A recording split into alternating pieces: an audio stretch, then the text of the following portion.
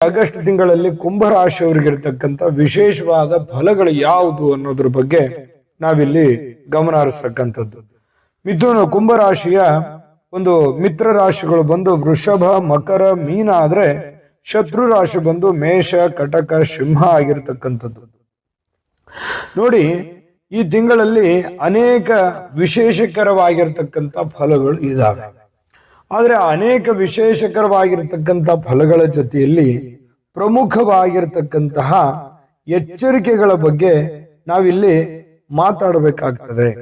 ಆ ಎಚ್ಚರಿಕೆಗಳಲ್ಲಿ ಪ್ರಮುಖವಾಗಿರ್ತಕ್ಕಂತಹ ಎಚ್ಚರಿಕೆ ಯಾವುದು ಅಂತಂದ್ರೆ ನಿಮ್ಮ ಮಾನಸಿಕವಾಗಿರ್ತಕ್ಕಂಥ ಒತ್ತಡ, ನಿಮ್ಮ ಮನೋವ್ಯಾಧಿ, ಮನಸ್ಸಿನಲ್ಲಿರುವಂತಹ ಚಿಂತೆ, ಮನುಷ್ಯನಲ್ಲಿರ್ತಕ್ಕಂಥ ಆತಂಕ, ಭಯ, ಇದರ ಬಗ್ಗೆ ನೀವು ಬಹಳಷ್ಟು ಗಮನವನ್ನು ಹರಿಸ್ತಕ್ಕಂಥ ಪ್ರಯತ್ನವನ್ನು ಮಾಡಬೇಕು. ಯಾಕಂತಂದ್ರೆ ಆಗುವಂತ ಕೆಲಸಗಳ ಮೇಲೂ ಕೂಡ ಪರಿಣಾಮಗಳನ್ನ ಮಾಡಿಕೊಳ್ಳುವಂತ ಸಾಧ್ಯತೆ ಇರುತ್ತೆ ನಿಮ್ಮಲ್ಲಿರ್ತಕ್ಕಂಥ ಭಯ, ಆತಂಕ.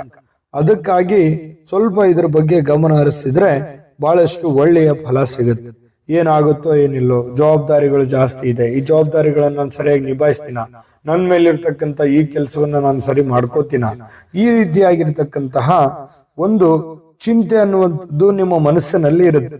ಹಾಗಾಗಿ ಸ್ವಲ್ಪ ಎಚ್ಚರಿಕೆ ಅನ್ನುವಂಥದ್ದು ಬೇಕು. ಈ ವಿಚಾರದಲ್ಲಿ ಒಂದು ಪ್ಲಾನ್ ಅನ್ನುವಂಥದ್ದು ಬೇಕು, ತಾಳ್ಮೆ ಅನ್ನುವಂಥದ್ದು ಬೇಕು, ಶಿಸ್ತು ಅನ್ನುವಂಥದ್ದು ಬೇಕು, ಸಮಯ ಪ್ರಜ್ಞೆ ಅನ್ನುವಂಥದ್ದು ಬೇಕು.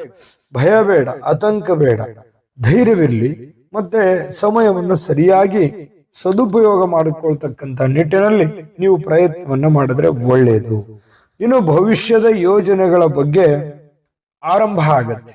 ಏನೋ ಒಂದು ಚಿಂತೆ ಇರುತ್ತಲ್ಲ, ಆ ಚಿಂತೆ ಸ್ವಲ್ಪ ಹಂತ ಹಂತವಾಗಿ